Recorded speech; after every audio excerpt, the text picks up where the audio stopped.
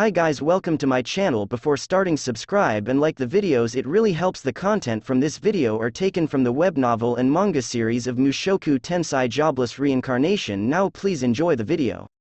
Part 8. And then I returned to Elinalise's place. I returned quickly.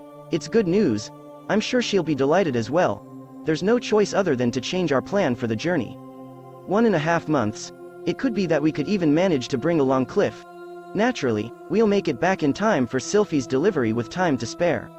My mouth was becoming slack. While I continued to strike my cheeks, I opened the door to Cliff's research room. In the next instant, something like Venus with a Renaissance feeling came jumping into my sight. I'm very sorry, Rudeus. As I thought, I can't go. Elinalise is unstable. With a body like a model wrapped in a blanket, it was a seductive appearance. Elinalise's breasts almost like the Niagara Falls and long slender symmetrical body. You would feel it was almost artistic. However, I didn't feel anything like art or otherwise. Just simply erotic thoughts came up. In the first place, there's no way I would understand anything about the arts.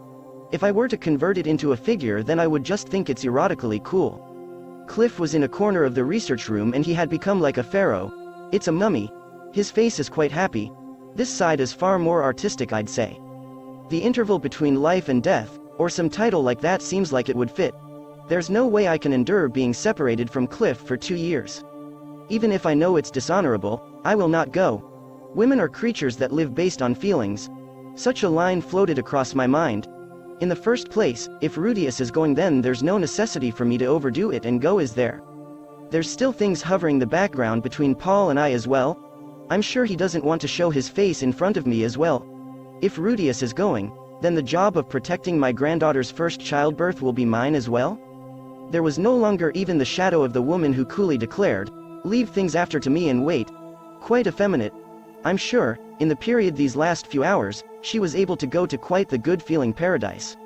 I see. As a matter of fact, a method for reducing the round-trip time to its shortest 3 months has entered my hands though. Elinalise stopped her movement. What is that? After confirming that Cliff is sleeping, I whispered into Elinalise's ear. To tell you the truth, Nanahoshi has, my ears are no good, I'll feel it. Listen to me seriously. Che. It was a joke. I showed her Nanahoshi's notebook and explained the outline. And then the fact that Nanahoshi firmly forbid us from speaking about this as well. After Elinalise flipped through the pages of the notebook, she couldn't hide how surprised she looked. In just this amount of days, that's right, if it's this, then we'll make it in time for Sylphy's childbirth. We can do it. One way, 1.5 months. It's not a long journey. The color in Elinalise's eyes changed. If it's this number of days, then it was that sort of face. Well, if it's this, then there's no problem. As I thought, I'll go. It seems her mind has changed. How self-interested. But, well, 2 years would be a long time after all. If it's 1.5 months, then physical strength-wise we could bring along Cliff Senpai as well. No, we'll leave behind Cliff. Is it fine? I'm sure Cliff, if he comes to know about the matter of the teleport magic circles, he won't be able to keep from talking about them. No, I don't think Cliff Senpai is that kind of person. I don't think so, but, among my acquaintances he is the #1 person to suddenly let leak something like that. Humu. After all, going with a large number of people would be bad. If the number of people that know increases, it will mean the secret just spreads that much easier. However, since it seems to be a dilemma, I'd like to bring along someone with real ability. A party consisting of a few elites, I'd say. Those I would bring along would be, for example, Ruijerd, right? There's no other person as reliable as that person. Since he's silent, I'm sure he'd never reveal the teleport magic circles to anyone as well. Otherwise, Badagati. If it's a guy that lives in denominations of the thousands of years, then as a matter of fact he might already know about the teleport magic circles. It seems like he knows about Orsted as well. I feel like it wouldn't be a problem to talk to him about it. Well, since I haven't seen either recently, I can't make the request of them. If it comes down to this, other people who we could bring along, there aren't any. It doesn't seem like Zenoba is very familiar with traveling after all. That's right. We might as well just go. If there's not enough people on the other side, then returning with another is still a possibility. Right now it's the first time we're walking down this path, therefore we're cautious, but if it's a path we've taken once, then it's not all that difficult to walk it leading someone. It will mean talking about the matter of the teleport magic circles, but we can't change things that need to be done. It takes 3 months for a round trip, but in reverse that means in 3 months we can certainly bring back enough helping hands to finish it. For the time being, let's go with just the 2 of us. Let's quickly go and put an end to this, then quickly return home. Just like this, Elinalise's short period of hesitation cleared up. Part 9. And then, finally I discussed it with Sylphy. In the living room of our home, I gathered together Sylphy, Aisha, and Norn. I started to talk. I'm planning to go assist father and mother. Sylphy muttered in a small voice, and showed a color of anxiety. It was a confused face however, she soon shook her head and nodded with a serious face. Yeah, I understand. Leave things with the house to me. I'm sorry that I'm not able to protect the promise that I won't suddenly disappear. You're protecting it. It's not sudden at all. Sylphy smiled shyly. However, that smile, I felt like it was somewhat artificial. Even though she might say this or that, she's shaken as well, I'm sure. Somewhat, it's become a feeling like running away. I wonder how long it will take. About 2 years.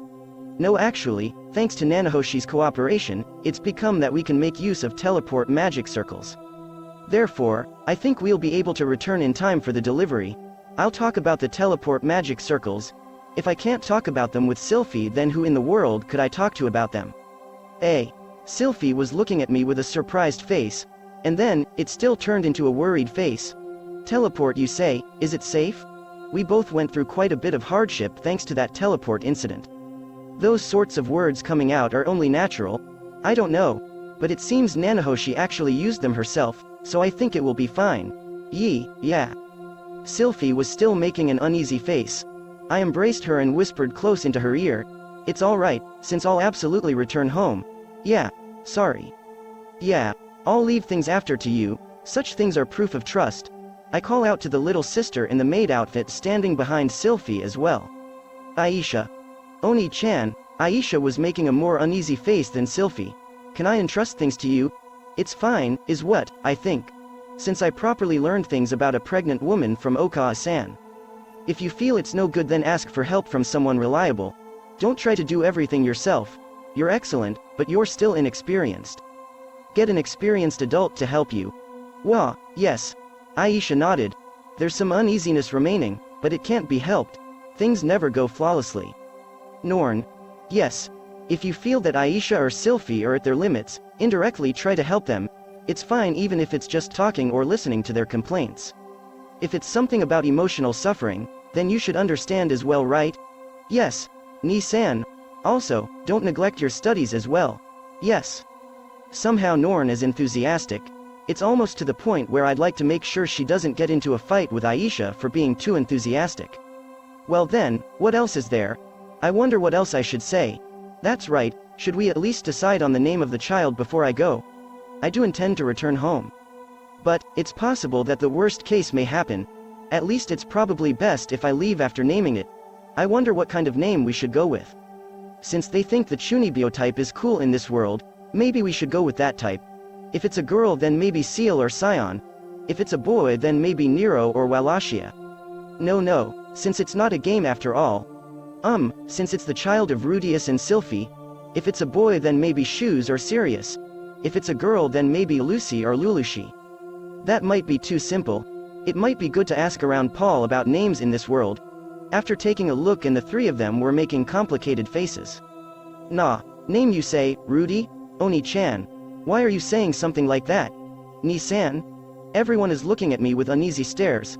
There's tears starting to build up in the edges of Aisha's eyes. I wonder if I said something strange. I wonder if there's such a thing in this world that it's no good to give a child their name before they're born. If you do something like give the child a name before going on a journey, you won't be able to come back. Sylphy's face was full of uneasiness. It seems like only I don't know about the death flags of this world. Ah, no, I remember. Come to think of it, there was an act like that in the legend of Pergeus. One of Pergeus's allies, the man of fortune, Fire Emperor-class magician, Furuzu Star, said that he might not be able to return from the battle, so he gave a name to the child before he left on the journey. The name he gave was the same as his own, Furu Jr. However, Furuzu Star lost his life midway through the battle. And then, while being reminded of his own son, he was defeated by the hands of Demon King Reinaru Kaizaru. That son, trying to succeed his great father's name, ended up growing up into a splendid magician. And at least that's how it goes according to the story, but in reality it said that they became burdened. Because such a story is famous, giving your conceived child a name before you leave on a journey is considered taboo. It's not like Furozu died was because he gave his son a name, but well, it's the so-called shouldering of an omen, I guess. After all, would it be better not to decide on it yet? I wonder. But, I want to participate in naming it as well, even taking into consideration the worst case. Don't say things like the worst case. Sorry, at any rate, it's my first child. The sense of reality isn't all that there yet, but I want to try giving it a name. Cough. Aisha tried clearing her throat. It seems she has some kind of plan. Oni-chan. Let's do this. If the child is born, we'll decide to call it Rudeus Jr. If Oni-chan returns home, at that point we'll decide on a name for it. Just like that North god Karaman, if we make Rudeus into the middle name it will be fine. Rudeus Jr. In this world it's not all that unusual to give your son the same name as yourself. For example, how about giving it the name Lucy? Lucy, Elgrarit is what it would become, I guess. It's not bad. Doing the same thing as a great man, thinking that feels strangely embarrassing though. It seems like a large number of people are already doing it after all. HN? Wait, if it's a girl then, moreover if I'm unable to return home then I wonder what they'll do. Will she be stuck as Rudeus Jr. her whole life? Isn't there something wrong with that name? If she ends up being picked on over her name and says, what's wrong with Rudeus being a woman's name? Won't she grow up into a child that shouts and hits? No, there's no way, it's not like she's a mad dog from somewhere. Yeah, it's better to do it after I return. I understand, let's do that. Sylphy? Yes. I thought to say something to Sylphy, but I can't think of the words for it. During times like these I can only think of words that seem to give of a bad premonition. Sylphy. I stood in front of Sylphy and placed both of my hands on her shoulders. Sylphy sensed it and closed her eyes. She raised up her jaw and crossed her hands in front of her chest and was trembling.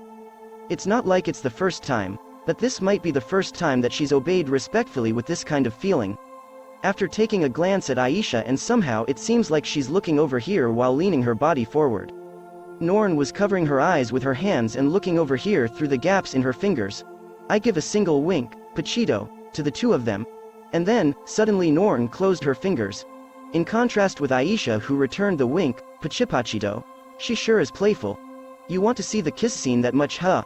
Well, I guess it's fine at these sort of times. I gently kissed Sylphy. While listening to small, kya, shriek from Aisha. That's it guys, thank you for watching, subscribe if you want more and don't forget to like the videos.